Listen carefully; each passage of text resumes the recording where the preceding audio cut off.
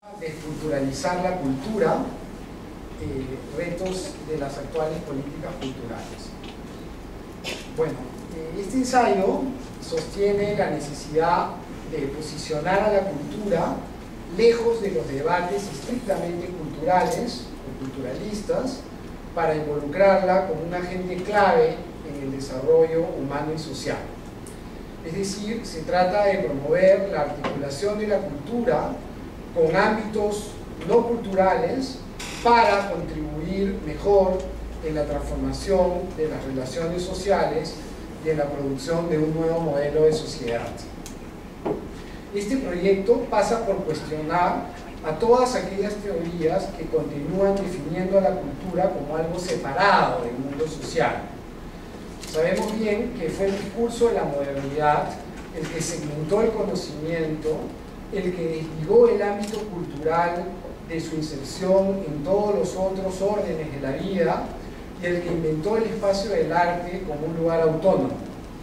Fue la modernidad la que construyó las disciplinas académicas como entidades cerradas y autosuficientes y la que restringió el acceso a ellas solo a los especialistas.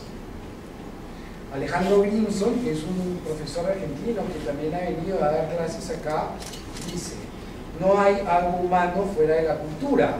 Los modos en que pensamos la economía, la política, las instituciones están relacionadas con sentidos comunes, con hábitos culturales que se han ido formando a lo largo de la historia, a lo largo de los conflictos y de las maneras en las que los conflictos se fueron estableciendo.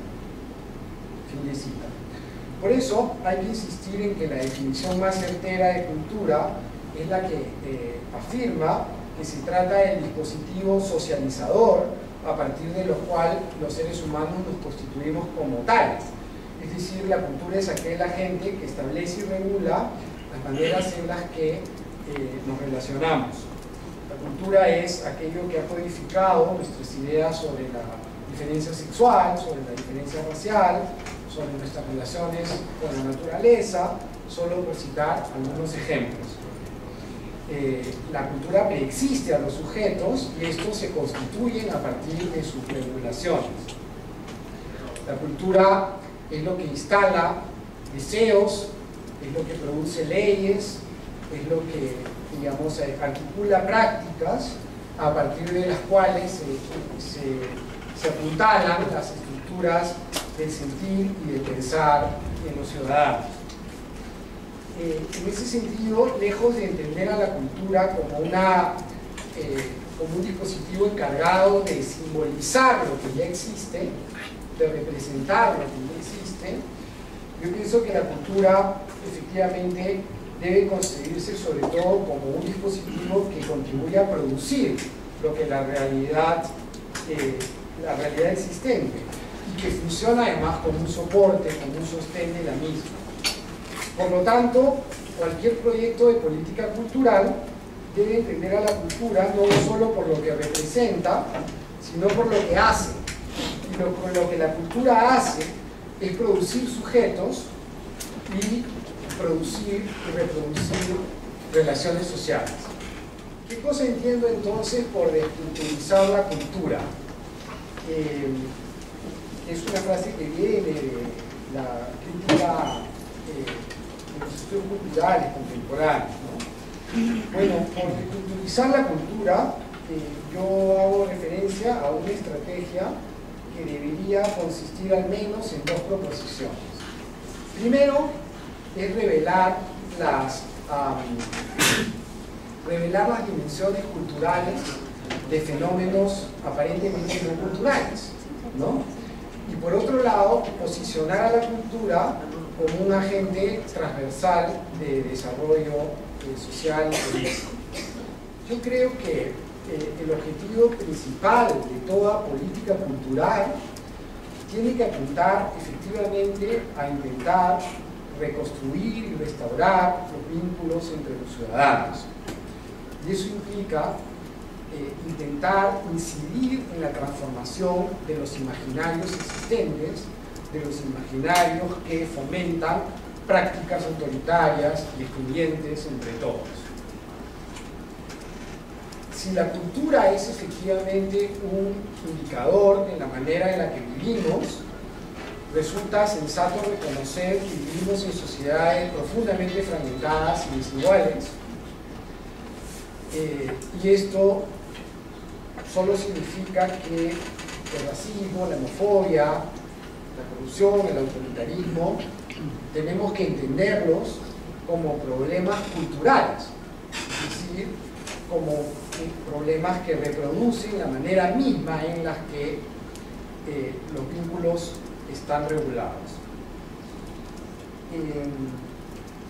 Es interesante porque digamos que si la cultura, que es este agente regulador, el agente que construye el machismo, la masculinidad, el racismo, si la cultura es ese lugar donde esa división, donde ese poder se ejerce, al mismo tiempo la cultura es curiosamente una fuerza donde esto puede cuestionarse.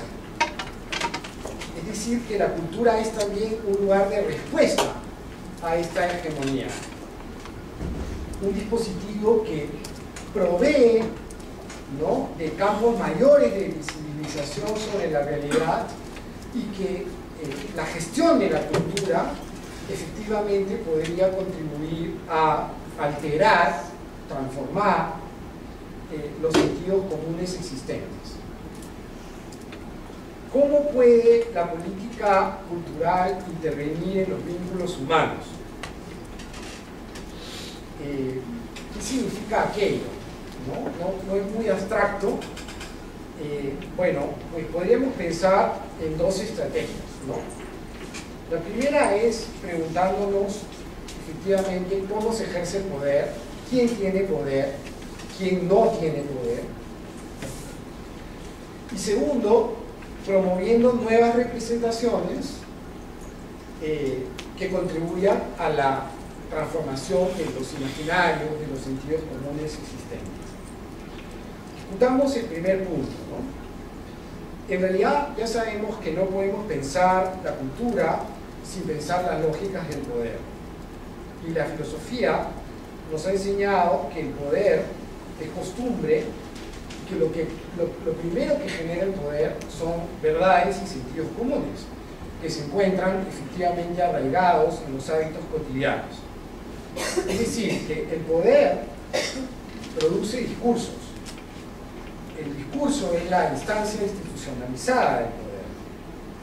Pero como decía hace un rato, si el poder necesita discursos o lo construye de acuerdo a sus intereses, lo interesante es que los discursos también sirven para desestabilizar el poder. Derrida decía una frase importante: las formas en las que representamos el mundo determinan nuestra manera de interactuar con el mundo.